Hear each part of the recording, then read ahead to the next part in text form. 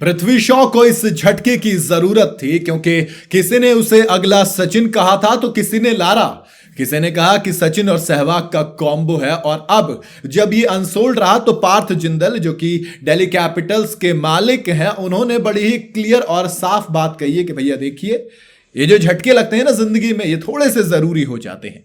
कई बार जब आपको लोग ओवर अप्रिशिएट कर देते हैं और आप सातवें आसमान पे पहुंच जाते हैं तो आपको जमीन पे आना जरूरी हो जाता है और कई बार ऐसे झटके आपको जमीन पर लाने का काम भी करते हैं। दरअसल आईपीएल ऑक्शन में जब से पृथ्वी शॉ अनसोल्ड गए हैं तब से कई सारी वीडियोस सोशल मीडिया पर वायरल हो रही हैं। तब दो स्टेटमेंट आए।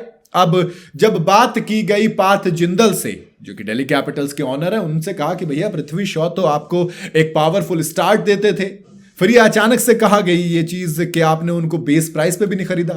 मैंने 75 लाख खर्च किए जा सकते थे शायद पृथ्वी शॉ पे।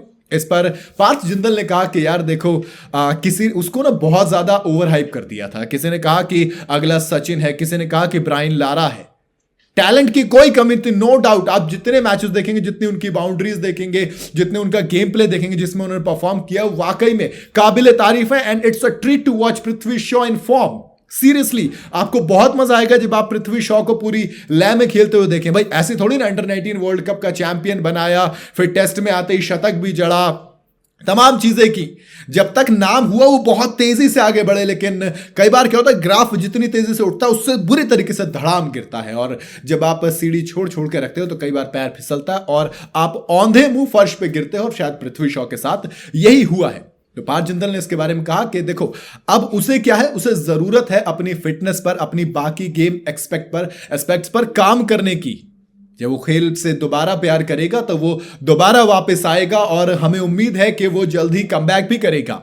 दरअसल जब पार्थ जिंदल से ये बातचीत हो रही थी उस दौरान कई सारी चीजें दिमाग में मेरे भी आ रही थी। मैं जब ये बातचीत सुन रहा था कि एक्चुअल में जब पृथ्वी शॉ को ड्रॉप किया गया था रणजी ट्रॉफी वाली टीम से, मुंबई की टीम से, अजिंक्य रहाणे की कैप्टनसी थी, तो रिपोर्ट्स आई थी निकल के कि अजिंक्य रहाणे को पृथ्वी शॉ की फिटनेस से इशू है। और फिटनेस के कई सारे वीडियोस, पार्टी करते हुए वीडियोस, ये सारी चीजें खूब वायरल हो रही थी। लेकिन कभी भी कोई एक वीडियो ऐसी वायरल नहीं हुई जिसके अंदर पृथ्वी शॉ प्रैक्टिस करते हुए नजर आ रहे हो, फील्ड पे पसीना बहाते हुए नजर आ रहे हो, या फिर नेट्स पर मैं नॉकिंग करते हुए नजर आ रहे हो। इसके बारे में पृथ्वी शॉ ने बयान भी दिया।